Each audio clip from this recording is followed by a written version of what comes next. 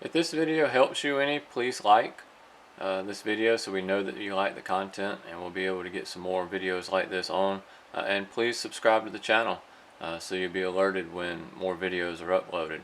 Also, if you're looking for any specific firearm to be disassembled and reassembled, leave a comment below and we'll see if we can get it uploaded and online.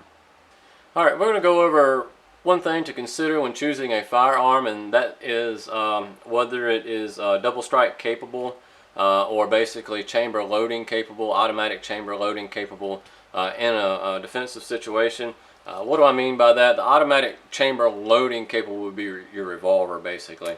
So this is unloaded. So what do I mean by that? I mean when you pull a revolver trigger and it fails to fire, basically all you have to do is pull that trigger again.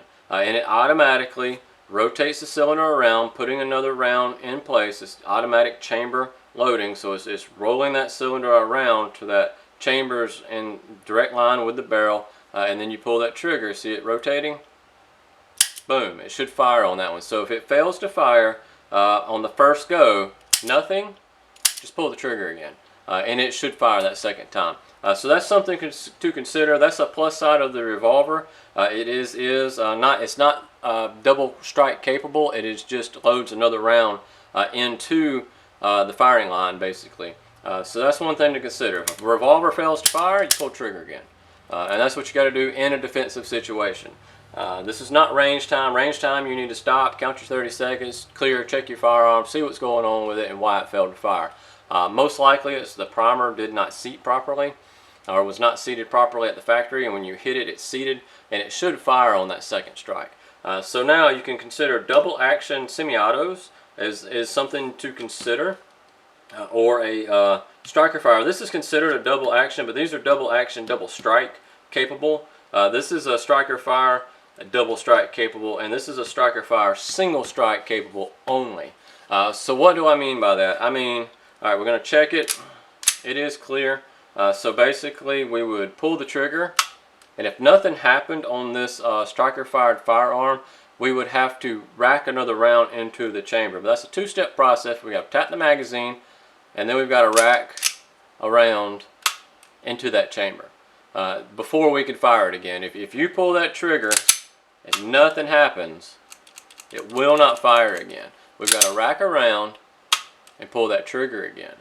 Alright, so that is one of the things you have to consider. This is a really good gun. There's a lot of striker fire, one strike only guns out there that are great. They're awesome. They do their job. They do it well. And it's at that point it's up to the ammunition. It has nothing to do with the gun, but that's something you need to know. So if it fails to fire on first strike, you've got to tap, you've got to rack, then you can pull the trigger again. So you're racking it to get another chamber, another cartridge in the chamber, then you can pull the trigger again. So that's something to consider here. You've only got one shot until you have to tap, rack, boom. Alright? Or you can go to like a double action, like this is typically what I carry. It's a little 380 Smith & Wesson Bodyguard. Check it, no magazine. But this one is double action. If you see the hammer come back right there, it will fire. It is double action only, so it's a long trigger pull. It's not real hard. I think it's about a 6 or 7 pound trigger pull, so it's not too bad. However, if it fails to fire on that first pull, I can pull the trigger again and strike that primer twice. And over 90 some odd % of the time, that primer will go off on second strike. The reason it didn't go off the first time was because it seated the primer. It wasn't properly seated. Firing pin hit the primer, it seats it. Second strike, it fires it. That's the reason for most of your failures in firearms is due to that primer not being seated. Now, you have a single double, which is basically, this one's got the hammer here, so you can see what's going on with the single double. I pull the trigger the first time, nothing happens, then I can pull it again. So I can do second strike or 2 strikes before I have to tap and rack. So click, nothing, I can pull the trigger again. Again, over 90% of the time, it will fire on that second strike. Taurus makes a striker fired one. There's no external hammer. That is single fire, basically the same as this one when it's cocked, but it's internally cocked. So single action here, click. If nothing happens, just pull the trigger again. It goes into double action mode, so we'll actually cock it internally and fire it. So this is a single double action. It would go click, boom. And I will tell you that I have another Taurus, not this one. I have the original PT-111 G2. I got it when it first come out. I've put over 6,000 rounds in it. It was my, and it still is sometimes my daily carry. I've had upwards of 400 failures due to the ammunition and due to the primer not being seated properly. And I've had 0 failures on second strike. So I've had 0 failures. When I've had it racked, I've been at the range, click, nothing happened. It's always fired on that second strike. And of course, on that second strike, it puts it back into single action again. Then I can fire that next round.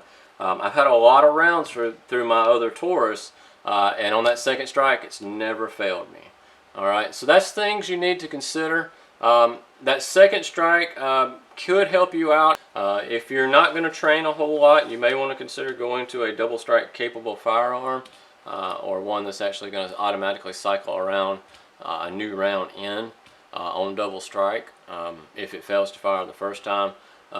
These are great guns, not trying to shy anybody away from them because they're awesome. There's a lot of single strike striker fires out there. It's a good design. That's just things you need to know. If it fails on that first time, you've got to tap and you've got to rack so you can get a new round in the chamber. And if you're not going to do a whole lot of training with tap and rack, you may want to go to a double action or a double strike capable, which is a single double here, double action here, and this is a double action, but it actually spins another round into the chamber basically. Things to consider when choosing a firearm. Thanks for checking out our video. If you're local to the Anderson, South Carolina area, we teach concealed weapons classes on a monthly basis. Check us out at www.defensetraining.org. If you're not local to us, we also make holsters. defensetraining.org/holsters. We make ambidextrous in the waistband holsters at this point. Check us out, and thanks for watching.